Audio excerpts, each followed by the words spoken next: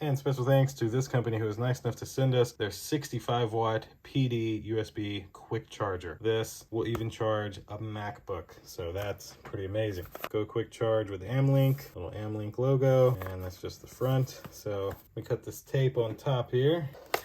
Let's take a look at it. What do we got here? Very nice presentation, it seems. Kept getting stuck on the tape. So that's it for the box. That's what I meant by nice presentation. Like, look at that.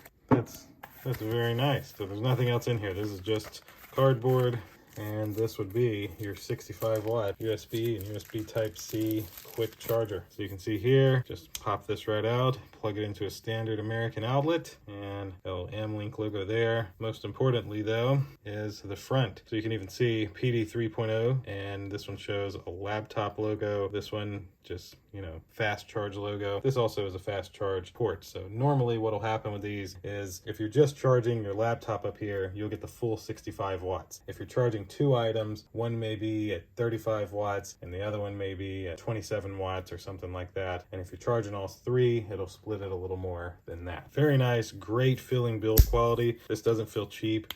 Doesn't seem like it would break easy. It seems like it would last you quite some time.